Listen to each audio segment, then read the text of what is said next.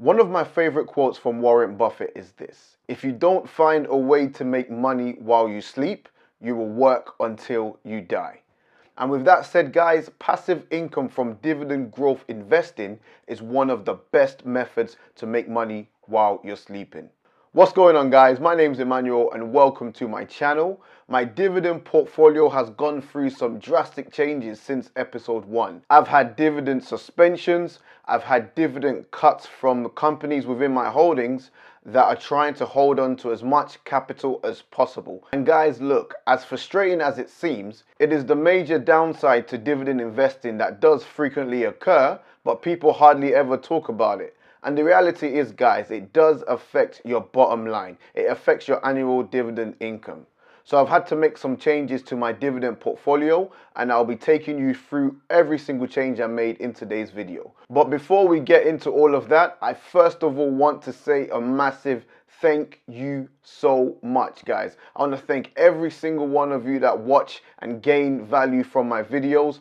On the 10th of August, our channel recently got accepted into the YouTube partnership program, which means my videos are officially monetized. And it's all thanks to you guys for giving me the drive to continue to push out valuable content. And you give me that drive from the messages I have received in the comment section, messages from you guys who have reached out to me on the gram, that's reached out to me on Facebook. And shameless plug, guys, the links to my Instagram and my Facebook are in the description below. But I've received so many messages from family members, friends, subs, who have all said that these videos have helped to break down what they thought was a complex subject. And as a result, are now investing in income generating assets such as dividend stocks, and they are well on their way. I am now starting to understand what Zig Ziglar meant when he said, "You will get all you want in life if you help enough people get what they want." And that will consistently remain the focus of this channel, which is to share with you my research and my ideas that you can then build upon to help with your investing journey. I'm extremely excited for us to continue to grow our dividends and our growth stocks portfolio together. Guys, we are on a long-term investing journey and I cannot wait to see where we all end up. I genuinely appreciate every single one of you. Hit me up on Instagram or Facebook and let's connect. With all that said, guys, don't forget to hit that like button to show me some love back. And if you're new here, welcome. Why not join us on this investing journey by smashing that subscribe button and the notification bell. Now, with all that said, guys, let's jump into today's portfolio.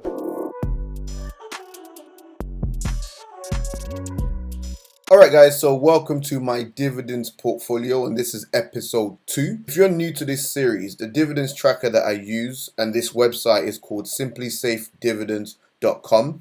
I absolutely love this platform because the analysts on this platform give a detailed breakdown of every stock. And as you can see here, guys, they give you like a dividend safety score, your dividend yields, gain and losses, so it keeps track of your portfolio progression, market value, percentage of my portfolio that the particular stock holds, also the current price and also my cost per share and the amount of shares, of course, the ticker. And it also shows me my dividend growth on average for a particular stock, as well as the annual income that that stock provides. Okay, so there's been a lot of changes since episode 1, guys, and one of the first things that you might recall is that I've topped up a bit more. So in my previous episode, I had invested up to $24,000. So since my last episode, I have invested a further $2,000 into my dividends portfolio. To be fair, guys, within the past month, I have been focusing more on my growth portfolio, and I have been trickling $500 here and there in my dividends portfolio. But majority of my focus has been on growth this past month. And my annual income has also increased because if you remember from the first episode, my annual income was sitting at $1,511. So there has been an increase in my annual dividend income. Current dividend yield is also down, guys. It's down by 0.28% from the previous episode. And that's because one of my companies had a huge dividend cut, which I will show you. Diversification pretty much remains the same. I did sell an entire position for about 2% profit, and I reinvested those profits into a much better company within the same sector, and we'll go into more detail. My dividend growth is dropped as well. It was at 7%, it's now at 6.9%. And in regards to my dividend safety, I've managed to drop a few of my unsafe dividends by a factor of 1%. So it was at 40% before. It's now down to 39%, guys. And that's what I want to try and do with this portfolio. I want to increase more of my borderline and safe dividend stocks and reduce the unsafe ones, okay, guys? All right, guys. So Geo, as it says here, it cut its dividends by 29%, guys. 29% is a massive dividends cut. As you can see before, I've been receiving 48 cents a share since February, and it's now dropped down to 34 cents a share. So that was a huge drop because I do own 200 shares in Geo. So it pretty much reduced my annual income by minus $112. So when this cut occurred on the 6th of August, my annual dividends dropped to about $1,300, which was really upsetting. But I do understand the reason why the company cut its dividends, so I'm not too mad. Guys. As you can see, guys, I still have 18 holdings, and I did have 18 holdings in episode 1, so nothing's changed from there. But if you did watch my video on Sunday, you will know that I did go ahead and purchase some Apple shares. I purchased 2 shares of Apples, and that was my cost price. And at the moment, the position is up 2.8%. The dividend safety score is, of course, 99. And if you're new to Simply Safe Dividends, a safety score of 99 is considered extremely safe. And my annual income from Apple is sitting at a whopping $7, guys. I mean, Apple are a growth stock, and they pretty much are paying what? 0.73% to its shareholders. Although it's paying me a very small dividends, I know my shares in Apple will increase within the next 5 to 10 years. And to be honest, guys, I will be adding to my position. So by episode 3, you will notice that my shares of Apple will increase. Okay, guys. And another change to my portfolio, guys, is ARCC. In episode 1, I had 100 shares, but I went ahead and purchased 30 more shares of this company. My cost per share now is sitting at $14.37. I did actually average up from my last episode and with this current purchase, but I'm really happy with this company, guys. I mean, look at their dividend yield. The dividend yield is sitting at 10.67%. You have a safety score of 59, which is borderline, so nothing's really changed since episode 1. So the annual income that ARC will be paying me is $208, which is actually quite a significant amount, especially because Apple will be having a stock split. I can pretty much use the income from the dividends to invest and buy more shares of Apple. And that's pretty much what I want to do with this. And even with Geo as well, guys, the reason why I invested in Geo is because of the high dividend yields. It's sitting at 12.06%, which is extremely high. And it's also reflected in the dividend safety score. It's sitting at 40, which is considered unsafe. But look at the annual dividend income, guys. It's sitting at $272. So again, I don't plan to buy any more shares in Geo. My plan is to use the income from the dividends to reinvest in quality companies like Apple, like Johnson & Johnson. All right, guys. So that is my plan, and that's why I have a few unsafe stocks, because unsafe stocks have the highest dividend yield. That's a fact. The very safe stocks pay the least, okay? So my plan with my portfolio is to manage my risk whereby I have a small percentage of my portfolio that is unsafe but pays a high dividend yield, and then use the income from the dividends to reinvest in better quality companies. So another new addition to my portfolio, guys, from the previous episode is JP Morgan and Chase. Now, Wells Fargo, okay? Wells Fargo, I owned Wells Fargo, and they cut their dividends by 80%. Guys, I remember when this day happened, it was extremely frustrating. My annual income took a massive hit with this dividends cut. But thankfully, guys, for some reason, after the cut was made, I think Wells Fargo had a bit of a run up. I managed to sell out of my entire position with a small profit. And with the proceeds from the profit and also my book cost for Wells Fargo, I used to invest in JP Morgan. and that managed to secure me 15 shares of JP Morgan, which I'm really, really happy about. They are a much better bank. They're in a much better financial position than Wells Fargo.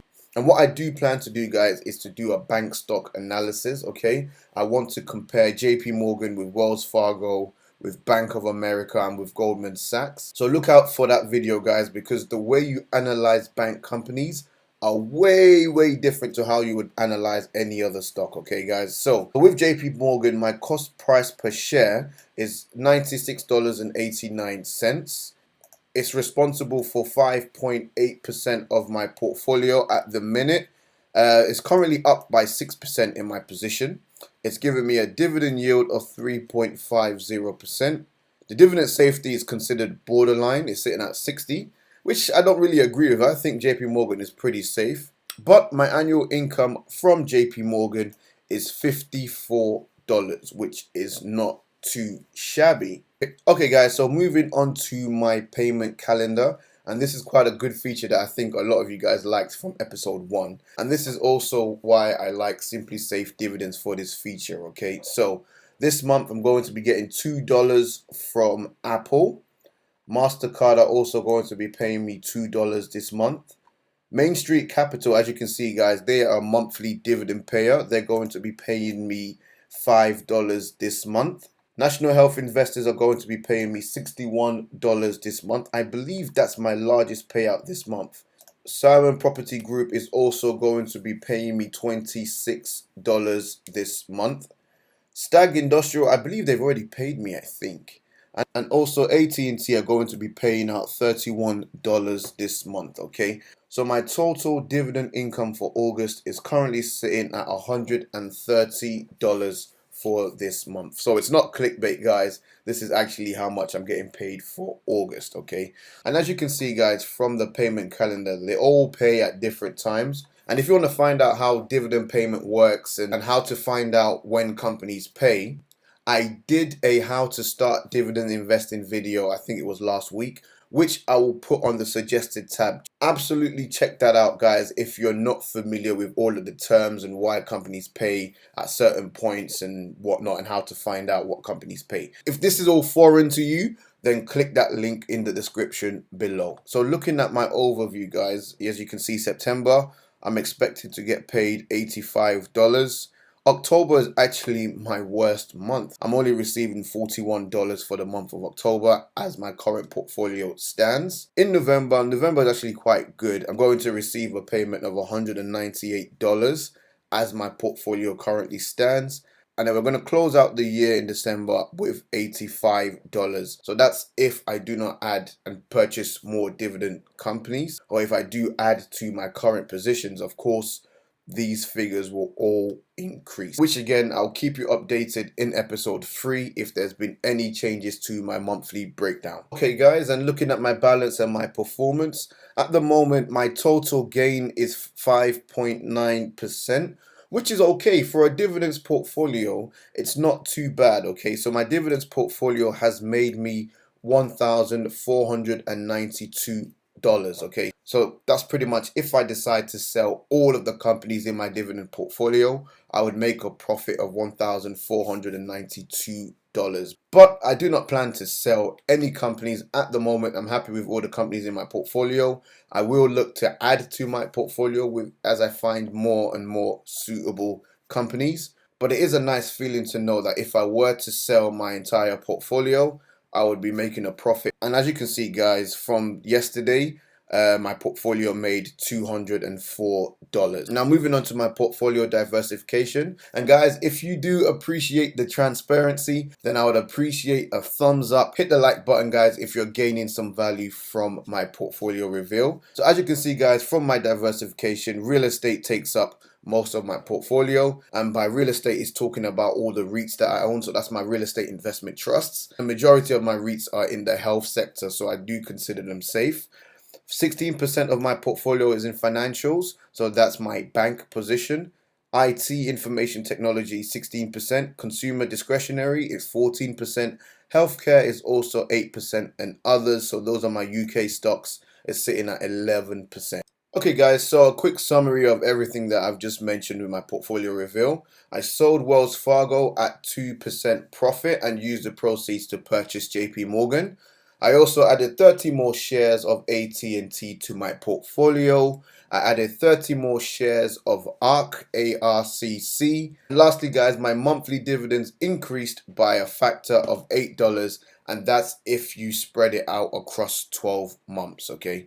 Guys, all of the income that I'm receiving from my dividends portfolio is completely passive. I have to stress that. I'm not involved in the day-to-day running of the company. I don't have to speak to any employees or go to board meetings. I do absolutely nothing, and I receive these payments every single month. Dividend investing is simply amazing, guys, and if you are new and want to learn how to start dividend investing, I have created a how to start dividend investing video, which will be in the link in the description below. Click it and you will learn a ton. Ultimately, guys, make sure you do your own due diligence and your own analysis before you decide to invest in any stock. Remember, I'm not a financial advisor. I just love researching and talking about stocks. All the links to help you with your investing are in the description below, including some books that I can highly recommend. Plus, my broker Trading 212 will send us both a free share if you sign up using my link in the description below. With all that said, guys, don't forget to smash that like button once again. Hit the subscribe button and the notification bell if you want to see more content from myself. Thank you so much for watching, guys, and I'll catch you in the next one. Peace.